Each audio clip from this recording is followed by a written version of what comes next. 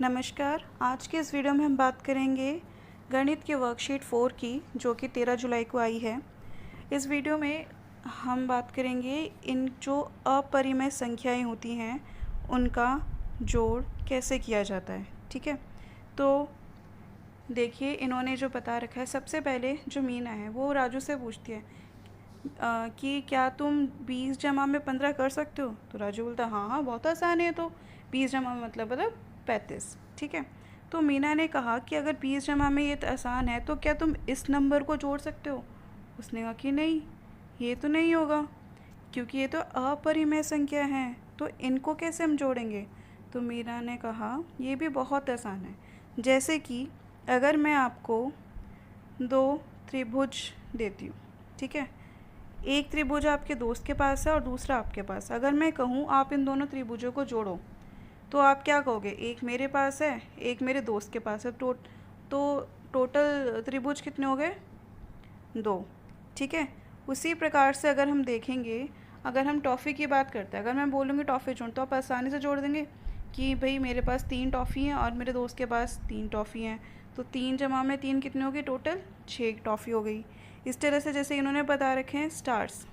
ठीक है, तो मीना ने कहा कि अगर 11 स्टार्स जमा में 2 स्टार करें तो कितना आंसर आएगा। 11 जमा में 2 मतलब 13, तो टोटल कितने स्टार हुए, 13 स्टार हुए।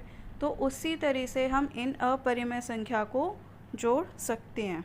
ठीक है, जैसे कि अगर आप ये देखेंगे, ये क्या है 13,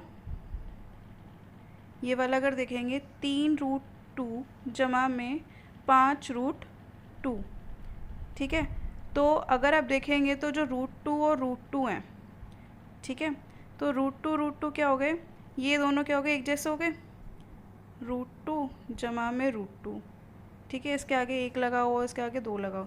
तो आपको क्या करना है, सबसे पहले तो जो √2 हैं उनको अलग ले लीजिए और ये जो संख्या उनको अलग ले लीजिए। अपरिमेय संख्या में ये वाला मेथड तभी होगा जब इन दोनों की संख्या क्या होगी, सेम। ठीक है, तो जैसे कि तो ये हो गया, पहले ये देखते हैं, ये हो गया आसान। 3 जमा में 5 एक साथ ले लीजिए और √2 को एक साथ, तो 3 जमा में 5 कितना हमारा 8, और √2 मतलब ये, तो आपका आंसर आ गया ये 8√2 अगर इनको जोड़ेंगे। ठीक है, फॉर एग्ज़ाम्पल जो नीचे एग्ज़ाम्पल दे रखे हैं, ये है आपका 10√2 माइनस 6√2। ठीक है, अगर 10√2 माइनस 6√2 है तो आंसर क्या होगा, 10 में से 6 गया कितना हुआ, 4, और ये क्या है हमारे पास √2, तो आपका आंसर आ गया 4√2। आ गया आपको समझ। अब उसी तरीके से 15 माइनस 3, तो पहले 15 और -3 कर लीजिए जो परिमेय संख्या उनको, तो 15 माइनस 3 कितना हुआ, 12। अब हमारे पास क्या है, √7, तो अब क्या हो जाएगा हमारा आंसर फिर 12√7। समझ आ गया आपको। तो आपको बस जमा करना है, जैसे कि टॉफ़ीज़ हमने जमा की। अगर आपके पास सेम टॉफ़ी है तभी आप जमा कर पाएंगे ना। फॉर एग्ज़ाम्पल आपके दोस्त के पास एक्लेयर्स की टॉफ़ी है और आपके पास पार्ले जी की टॉफ़ी है। अगर कोई आपसे पूछा आपके पास कुल एक्लेयर्स की टॉफ़ी कितनी है, तो आप एक्लेयर्स की बता सकते हैं, अपने दोस्त वाली टॉफ़ीज़ को आप जमा नहीं कर सकते। क्यों, क्योंकि वो दोनों अलग अलग प्रकार की है। तो इसी तरीके से अगर मैं आपको बोलूँ 3√3 जमा में 4√2, इसको जमा करना है, तो आप जमा कर पाएंगे नहीं, क्योंकि ये दोनों क्या हैं, अलग। तो आज की जो वर्कशीट है इसमें हमें पहले यही समझना है कि अगर जब रूट सेम हो तो उनको कैसे जमा किया जाएगा या फिर घटा किया जाएगा। जैसे कि 6√2 माइनस 2√2, तो इसमें क्या होगा, 6 में से 2 गया कितना हुआ, 4, और √2 का √2, तो क्या हो गया 4√2। ठीक है, समझ आ गया। चलिए अब देखते हैं वर्कशीट्स जो इसमें वर्कशीट आई है। पहली है 25√2 जमा में 6√2, तो 25 जमा में 6 कितना हुआ बच्चों, 31। ठीक है, और √2, तो आपका पहले का आंसर हो गया 31√2।